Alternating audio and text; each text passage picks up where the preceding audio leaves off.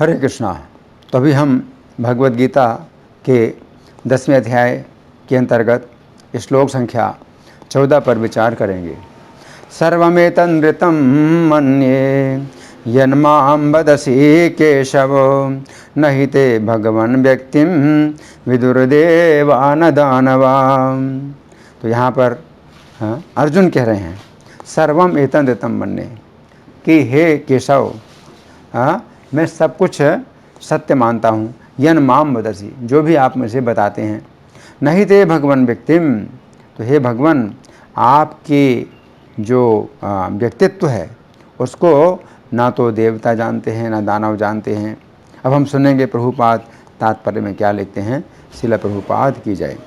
यहाँ पर अर्जुन इसकी पुष्टि कर रहे हैं कि श्रद्धाहीन तथा आसुरी प्रकृति वाले लोग श्री कृष्ण को नहीं समझ सकते। जब देवतागण तक उन्हें नहीं समझ पाते तो आधुनिक जगत के तथाकथित विद्वानों का क्या कहना। भगवत कृपा से अर्जुन समझ गए कि परम सत्य श्री कृष्ण हैं और वे संपूर्ण हैं। अतः हमें अर्जुन के पथ का अनुसरण करना चाहिए। उन्हें भगवत गीता का प्रमाण प्राप्त था। जैसा कि भगवत गीता के 4th अध्याय में कहा गया है, भगवत गीता के समझने की गुरु परंपरा का ह्रास हो चुका था। अतः श्री कृष्ण ने अर्जुन से उसकी पुनः स्थापना की, क्योंकि वे अर्जुन को अपना परम प्रिय सखा तथा भक्त समझते थे। अतः जैसा कि गीतोपनिषद की भूमिका में हमने कहा है, भगवत गीता का ज्ञान परंपरा विधि से प्राप्त करना चाहिए। परंपरा विधि के लुप्त होने पर उसके सूत्रपात के लिए अर्जुन को चुना गया। हमें चाहिए कि अर्जुन का हम अनुसरण करें, जिन्होंने श्री कृष्ण की सारी बातें जान लीं।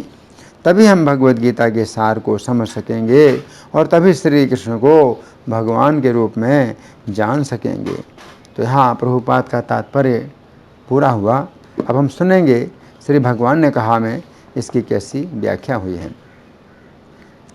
पिछले 2 श्लोकों में अर्जुन ने पहले सभी ऋषियों की बात कही कि सभी ऋषि लोग श्री कृष्ण को सर्वोच्च ईश्वर बताते हैं, तथा सबसे अंत में उन्होंने श्री कृष्ण की बात कही कि श्री कृष्ण भी अपने विषय में यही बात कह रहे हैं। इससे अर्जुन को ऐसा लगा कि उन्होंने श्री कृष्ण के प्रति अपराध कर दिया है कि वे श्री कृष्ण की बात को इसलिए सत्य मानते हैं क्योंकि सभी ऋषि श्री कृष्ण के विषय में ऐसा ही कहते हैं। इस प्रकार अर्जुन ने श्री कृष्ण को सर्वोच्च प्रमाण ना मानकर सभी ऋषियों को प्रमाण माना है तथा ऋषियों के प्रमाण के आधार पर श्री कृष्ण की बात को सत्य माना है। यद्यपि अर्जुन के अंदर ऐसी भावना नहीं है कि वे श्री कृष्ण की बात को तभी सत्य मानेंगे जिस समय उनकी बात ऋषियों के द्वारा प्रमाणित होगी, परंतु अब वे श्री कृष्ण को ही परम प्रमाण के रूप में स्थापित करने के लिए इस श्लोक में कह रहे हैं कि श्री कृष्ण जो कुछ भी अर्जुन से कहते हैं उस प्रत्येक बात को अर्जुन सत्य मानते हैं। अर्जुन ने सामान्य लोगों के लिए ऐसा कहा था कि ऋषि लोग भी श्री कृष्ण के विषय में ऐसा ही कहते हैं, क्योंकि सामान्य लोगों की श्रद्धा श्री कृष्ण में ना होकर ऋषियों में है। इस श्लोक में अर्जुन ने अपने 2 अत्यंत महत्वपूर्ण उद्गार प्रकट किए हैं, जिनकी हम क्रम पूर्वक चर्चा करेंगे। तो पहली शिक्षा या पहला उद्गार है, इस श्लोक की प्रथम पंक्ति के शब्द हैं सर्वम एतन्नृतं मन्ये यत् माम वदसि केशव। अर्थात हे केशव, आप मुझे जो कुछ बताते हैं वह सब मैं सत्य मानता हूँ। तो इस श्लोक के तात्पर्य में श्रील प्रभुपाद लिखते हैं, भगवत कृपा से अर्जुन समझ गए कि परम सत्य श्री कृष्ण है और वे संपूर्ण हैं। अतः हमें अर्जुन के पथ का अनुसरण करना चाहिए। उन्हें भगवत गीता का प्रमाण प्राप्त था इति। तो यहाँ पर अर्जुन कह रहे हैं कि हे श्री कृष्ण, आप मुझे जो कुछ बता रहे हैं उसे मैं सत्य मानता हूँ। ये तो अर्जुन की स्थिति है, परंतु यदि हम अर्जुन के मार्ग पर नहीं चलेंगे तो हमें बहुत बड़ा धोखा प्राप्त होगा। श्री कृष्ण की माया इस भौतिक संसार में प्रत्येक जीव को ऐसे सुखों के प्रति विश्वास दिलाती है जो देखने में तो सुख दिखाई देते हैं, परंतु वे वास्तव में दुख ही होते हैं। श्री कृष्ण कहते हैं कि हम श्री कृष्ण के धाम में जाएं, इस माया के स्थान में ना रहें। माया के इस स्थान में सुख नहीं है, केवल दुख ही दुख है। परंतु हमसे माया कहती है कि कि हमें श्री कृष्ण के धाम में नहीं जाना चाहिए, हमें माया के इसी स्थान में रहना चाहिए। माया के इस स्थान में सुख ही सुख है। अब ये बात हमारे ऊपर निर्भर है कि हम श्री कृष्ण की बात पर विश्वास करें अथवा माया की बात पर विश्वास करें। यदि हम माया की बात पर विश्वास करें तो हमें माया के इस स्थान में सुख तो अवश्य दिखाई देगा, परंतु जो कुछ प्राप्त होगा वो केवल दुख ही होगा। हम एक जन्म से नहीं बल्कि अनेक जन्मों से यही बात कहते आए हैं कि हे माया देवी, आप मुझसे जो कुछ कहती हैं उससे ही मैं सत्य मानता हूँ। इस प्रकार माया देवी पर विश्वास करके हमने सुख के नाम पर केवल दुख ही प्राप्त किए हैं। अब यहाँ पर हमें अर्जुन से शिक्षा प्राप्त हो रही है कि हमें अब अपने विश्वास की दिशा बदलनी है। हमें अपना विश्वास माया से हटाकर श्री कृष्ण पर स्थापित करना है। अब हमें माया से ऐसी बात कहने की बजाय श्री कृष्ण से यही बात कहनी है कि हे श्री कृष्ण, आप जो कुछ भी गीता में अर्जुन से कह रहे हैं उसे ही मैं सत्य मानता हूँ। तो यहाँ पर अर्जुन श्री कृष्ण से कह रहे हैं कि हे श्री कृष्ण, आप मुझसे जो कुछ कह रहे हैं उसे मैं पूरी तरह से सत्य मानता हूँ। श्री कृष्ण ने गीता 9:33 में कहा है कि हे अर्जुन, इस अनित्य तथा दुखों के स्थान वाले जगत में आकर तुम मेरा भजन करो। तो अर्जुन को श्री कृष्ण पर विश्वास है कि ये जगत अनित्य है, अतः हमें श्री कृष्ण का भजन करना चाहिए। परंतु आज की शिक्षा कहती है कि हम इस बात पर विचार ना करें कि ये जगत अनित्य है, बल्कि हमें इस जगत में सुख भोगने का पूरा प्रयास करना चाहिए। श्री कृष्ण कहते हैं कि ये जगत सुख रहित है, यहाँ सुख नहीं है, परंतु आज की शिक्षा कहती है कि ये जगत सुखों से पूर्ण है। लोग श्री कृष्ण की बात पर विश्वास करने के लिए तैयार नहीं हैं। वे श्री कृष्ण की बात के विपरीत अपने विश्वास को दृढ़ बनाते हैं। तो यहाँ पर अर्जुन कह रहे हैं कि हे श्री कृष्ण, आप मुझे जो कुछ भी बता रहे हैं उससे मैं पूर्णतः सत्य मानता हूँ। परंतु असुर लोग कहते हैं कि श्री कृष्ण जो कुछ गीता में अर्जुन को बता रहे हैं वे उसके विपरीत मानेंगे। श्री कृष्ण यदि गीता में अर्जुन को बता रहे हैं कि ये जगत अनित्य है तथा सुख रहित है, तो ये लोग इस जगत को नित्य बनाकर रहेंगे तथा इस जगत को सुखों से पूर्ण बनाकर रहेंगे। गीता 17:5-6 में श्री कृष्ण कहते हैं कि जो लोग दंभ और अहंकार के कारण शास्त्र के विरुद्ध कठोर तपस्या और व्रत करते हैं, जो काम और आसक्ति द्वारा प्रेरित होते हैं, जो मूर्ख हैं, वे असुर कहलाते हैं। इसका अर्थ है कि जो लोग श्री कृष्ण की शिक्षा अथवा शास्त्र की शिक्षा के विरुद्ध प्रयास करते हैं वे असुर हैं। श्री कृष्ण की तथा शास्त्र की शिक्षा है कि ये जगत मृत्यु का स्थान है तथा दुखों का स्थान है, परंतु ये मूर्ख तथा घमंडी लोग कहते हैं कि ये इस जगत को मृत्यु से रहित तथा दुखों से रहित बना देंगे तथा इस कार्य में बहुत तपस्या करते हैं अथवा परिश्रम करते हैं। ऐसे लोग असुर कहलाते हैं। श्री कृष्ण गीता में कहते हैं कि उनका एक ऐसा स्थान है जहाँ पर शाश्वत जीवन है, जहाँ पर मृत्यु नहीं है, बुढ़ापा नहीं है, बीमारी नहीं है तथा जन्म नहीं है। परंतु ये मूर्ख लोग कहते हैं कि श्री कृष्ण ने जैसा स्थान बतलाया है वैसा कोई भी स्थान नहीं है। श्री कृष्ण कहते हैं कि शरीर के अंदर जो जीव है वो शाश्वत है, हम ये शरीर नहीं है। शरीर के नष्ट होने पर जीव नष्ट नहीं होता है, बल्कि उसे अन्य शरीर प्राप्त होता है। परंतु ये मूर्ख तथा धूर्त कहते हैं कि शरीर के अंदर कोई जीव नहीं है जो शाश्वत है तथा शरीर के नष्ट होने पर सब कुछ नष्ट हो जाता है। हम ये शरीर हैं तथा शरीर के साथ हम उत्पन्न होते हैं तथा शरीर के साथ हम नष्ट हो जाते हैं। पुनर्जन्म जैसी कोई भी वस्तु नहीं है। श्री कृष्ण कहते हैं कि वे इस जगत के परम ईश्वर हैं, परंतु ये मूर्ख तथा अभागे कहते हैं कि इस जगत का कोई ईश्वर नहीं है, इसलिए ये जीवन केवल भोगों को भोगने के लिए है, इस जीवन का कोई अन्य लाभ नहीं है। गीता 16:8 के तात्पर्य में श्रील प्रभुपाद लिखते हैं, वे भगवत गीता में कहे गए श्री कृष्ण के इन वचनों को नहीं मानते कि ये संपूर्ण भौतिक जगत श्री कृष्ण के ही निर्देश के अंतर्गत गतिशील है। दूसरे शब्दों में असुरों को संसार की सृष्टि के विषय में पूरा ज्ञान नहीं है, प्रत्येक का अपना कोई न कोई सिद्धांत है इति। तो यहाँ पर अर्जुन श्री कृष्ण के केशव नाम का प्रयोग कर रहे हैं। केशव शब्द 4 शब्दों से मिलकर बना है, का, आ, ईश तथा वा। का शब्द का अर्थ है ब्रह्मा जी, आ शब्द का अर्थ है विष्णु जी, इस शब्द का अर्थ है शिव जी तथा वा शब्द का अर्थ है वपु अर्थात शरीर। इस प्रकार केशव शब्द का अर्थ हुआ ऐसा व्यक्ति जिसके शरीर में ब्रह्मा जी, विष्णु जी तथा शिव जी इन तीनों का निवास है। इस प्रकार अर्जुन यहाँ पर कहना चाहते हैं कि हे श्री कृष्ण, आपके शरीर में यदि ब्रह्मा जी, विष्णु जी तथा शिव जी इन तीनों देवों का निवास है तो आपसे बढ़कर निर्णय देने वाला अधिकारी कोई नहीं है, अतः आप जो कुछ कहते हैं उसे मैं सत्य मानता हूँ। अब दूसरा उद्गार अर्जुन का है। इस श्लोक की दूसरी पंक्ति के शब्द हैं नहीं ते भगवन व्यक्तिम विदुः देवा न दानवाः, अर्थात हे भगवान, आपके स्वरूप को ना तो देवता और ना दानव ही जानते हैं। तो यहाँ पर श्री कृष्ण कह रहे हैं कि हे श्री कृष्ण, आपके स्वरूप को देवता लोग भी नहीं जानते हैं। ये बात समझने की है कि देवताओं के पास किसी भी बात को जानने की कुछ विशेष शक्तियाँ होती हैं, परंतु वे देवता लोग अपनी संपूर्ण शक्तियों को लगाकर भी श्री कृष्ण को समझ नहीं पाते हैं।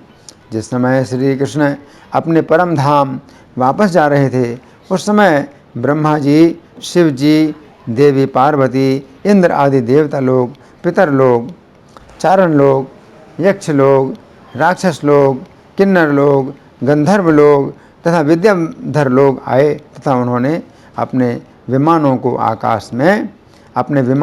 आकाश में भीड़ लगा ली। ये सभी देखना चाहते थे कि श्री कृष्ण किस प्रकार इस भौतिक जगत से अपने धाम में प्रवेश करते हैं, परंतु श्री कृष्ण ऐसी गति से अपने धाम में गए कि उनमें से कोई भी नहीं जान सका कि श्री कृष्ण किस प्रकार अपने धाम में प्रवेश कर गए। यद्यपि इस ब्रह्मांड में सारे देवता सर्वज्ञ हैं, परंतु वे श्री कृष्ण की योग शक्ति को नहीं समझ पाए, इसलिए वे सभी अत्यंत चकित हुए। गीता 11:22 में अर्जुन ने श्री कृष्ण से कहा कि हे श्री कृष्ण, सभी रुद्र लोग, वसु लोग, आदित्य लोग, साध्य लोग, विश्वदेव लोग, दोनों अश्विनी कुमार, मरुत लोग, पितर लोग, गंधर्व लोग, यक्ष लोग तथा सिद्ध लोग सभी आपको न समझकर आश्चर्यपूर्वक देख रहे हैं। इस वर्णन से पता चलता है कि श्री कृष्ण के विश्वरूप को देखकर सभी देवता लोग आश्चर्य में पड़ गए कि क्या किसी व्यक्ति का ऐसा अद्भुत तथा भव्य रूप हो सकता है। तो यहाँ पर अर्जुन कह रहे हैं कि हे श्री कृष्ण, आपके स्वरूप को दानव लोग भी नहीं जानते हैं। ये बात समझने की है कि दानव लोगों के पास कुछ विद्याएं ऐसी भी होती हैं जिन्हें देवता लोग भी नहीं समझ पाते हैं।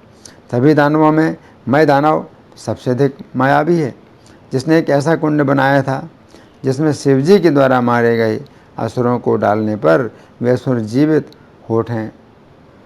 मैं दानव की इस माया से शिवजी भी पराजित हो गए। उस समय शिवजी की रक्षा करने के लिए श्री कृष्ण ने ऐसी माया रची कि मैं दानव उस माया को नहीं समझ सका तथा श्री कृष्ण ने स्वयं गाय बनकर तथा ब्रह्मा जी को बछड़ा बनाकर उस कुंड में भरा हुआ संपूर्ण अमृत पी लिया। इस प्रकार श्री कृष्ण की इस विधि को मैं दानव नहीं समझ सका तथा वो दोबारा ऐसा कुंड भी नहीं बना सका जिसमें श्री कृष्ण की माया ना चल सके। इस घटना से पता चलता है कि यद्यपि दानव लोग देवता लोगों से भी अधिक मायावी होते हैं, परंतु श्री कृष्ण की माया ऐसी है कि वे दानव लोग श्री कृष्ण की माया को नहीं समझ सकते हैं। तो श्लोक की प्रथम पंक्ति में अर्जुन ने कहा था कि वे श्री कृष्ण के द्वारा कहे हुए सभी उपदेशों को सत्य मानते हैं। फिर अर्जुन ने श्लोक की दूसरी पंक्ति में ये बात कही कि यदि वे श्री कृष्ण से ही श्री कृष्ण के विषय में ना सुने तो वे श्री कृष्ण को नहीं समझ सकेंगे, क्योंकि देवता तथा दानव लोग भी अपनी संपूर्ण शक्ति लगाकर भी श्री कृष्ण को नहीं समझ सकते हैं। इसलिए अच्छा यही है कि हम श्री कृष्ण को जानने के लिए श्री कृष्ण से ही सुने। इस श्लोक के बंगाली पद्यानुवाद में श्रील प्रभुपाद लिखते हैं, हे केशव तो मार ए गीत वाणी यत सर्वसत्य माने आमी से वेद सम्मत तो मारे महिमा सुनी जान भाल मते आनंद पारे ना गाही ते अनंत बाते। तो यहाँ पर अर्जुन श्री कृष्ण से कह रहे हैं सर्वसत्य मानी आमी से वेद सम्मत, अर्थात हे श्री कृष्ण, आप मुझसे जो कुछ भी कह रहे हैं वो सब मैं वेद सम्मत ही मानता हूँ, क्योंकि आपकी वाणी ही वेद है। तो यहाँ पर अर्जुन ने जो उद्गार प्रकट किया है कि हमारे लिए बहुत ही शक्ति देने वाला है, बहुत ही प्रेरणा देने वाला है। श्री कृष्ण क्षमा करें, अर्जुन कह रहे हैं सर्वम एतन्नृतम मन्ये यन्माम वदसि केशव, कि हे केशव, आप मुझे जो कुछ भी बता रहे हैं वो सब कुछ मैं सत्य मानता हूँ, है ना। तो हमारे लिए जो है एक बहुत बड़ा जो है बल प्राप्त हो रहा है। अर्जुन अगर कह रहे हैं कि श्री कृष्ण जो कुछ कहते हैं वही सत्य है ना। तो अर्जुन हमारे आचार्य हैं, गीता के आचार्य हैं अर्जुन। गीता को सुनने की विधि हमें अर्जुन से सीखनी है। तो श्रवण के आचार्य हैं अर्जुन। इतने अधिक भगवत गीता को सुनने में वो रुचि है, उनकी इतनी रुचि है कि युद्ध में जब शंख बज गए, प्रवृत्ति शस्त्र संपाते, और शस्त्र चलने की जो शस्त्र चलने का समय हो गया, उसी समय अर्जुन जो है भगवान से गीता सुन रहे हैं। तो गीता को सुनना इसलिए बहुत ही आवश्यक है कि अर्जुन जो है युद्ध के बीच में भी गीता सुन रहे हैं, है ना। और उसमें उनको शांति प्राप्त हो रही, उसमें उनको शांति प्राप्त हो रही है, उनको उसमें रस प्राप्त हो रहा है। तो भगवान के जो है इस अमृत को, भगवान की इन शिक्षाओं को हमें हर समय सुनना चाहिए, क्योंकि अर्जुन हमारे आचार्य हैं। अर्जुन ने ये नहीं कहा कि श्री कृष्ण अभी तो युद्ध चल रहा है और मैं जो है अब आपसे बाद में इस विषय में सुनूंगा। नहीं, अर्जुन जो है बिल्कुल इस तरह से सुन रहे हैं भगवत गीता जैसे कि कोई बिल्कुल फुर्सत में सुन रहा हो। और दोनों सेनाओं के सैनिक बिल्कुल तैयार हैं, शस्त्र जो है चलाने के लिए तैयार हैं। ऐसे में भी तो केवल भगवत गीता ऐसा नहीं है कि केवल मंदिर में जाकर के ही सुना जाए या पूजा के स्थान में ही सुना जाए, नहीं। क्योंकि श्री कृष्ण जो बोल रहे हैं वो चूँकि ऋतम यानी सत्य है, और जो सत्य है तो वही हमारी रक्षा कर सकता है।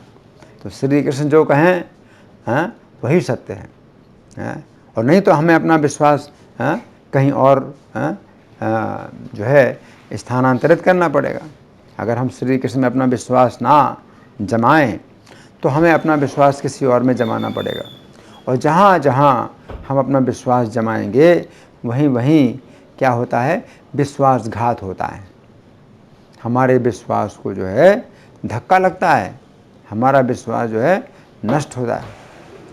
लेकिन अगर हम श्री कृष्ण में विश्वास करते हैं तो फिर हमारा जो विश्वास है वो सुरक्षित रहेगा।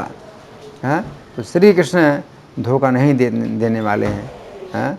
तो श्री कृष्ण परम सत्य, सत्यम परम धीमहि, तो परम सत्य हैं, सत्य परम त्रिसत्यम, सत्य से सत्यम, सत्य के भी सत्य हैं, सत्य से भी ऊपर सत्य हैं श्री कृष्ण। सत्य से सत्यम निहितम च सत्य, और श्री कृष्ण सत्य में निहित हैं। तो श्री कृष्ण की प्राप्ति सत्य में ही होती है। तो जो भगवत गीता है तो उसमें श्री कृष्ण हैं। क्यों? क्योंकि उनकी वाणी है और यही जो है सत्य है। तो ये सत्य चूँकि गीता की वाणी है तो श्री कृष्ण गीता में निहित हैं। अगर हम ये गीता के शब्दों को सुनते हैं, गीता के शब्दों पर विचार करते हैं, तो श्री कृष्ण स्वयं जो है हमारे निकट, हमें अपने जो है श्री कृष्ण की निकटता का अनुभव हमें होता है। कि श्री कृष्ण गीता के शब्दों में निहित हैं, है ना। तो अर्जुन यही कह रहे हैं, नहीं ते भगवन व्यक्तिम विदुर्देवान दानवा, कि अगर हम आपसे ना सुने कि आप कौन हैं और कैसे हैं, तो फिर ना तो देवता भी न जान सकते हैं आपके बारे में, न दानव जान सकते हैं। जो आपसे सुनेगा वही आपको जान पाएगा, नहीं तो देवता बड़े से बड़ा देवता होकर भी कोई नहीं जान सकता है आपको, और ना दानव जान सकते हैं। धन्यवाद। हरे कृष्णा।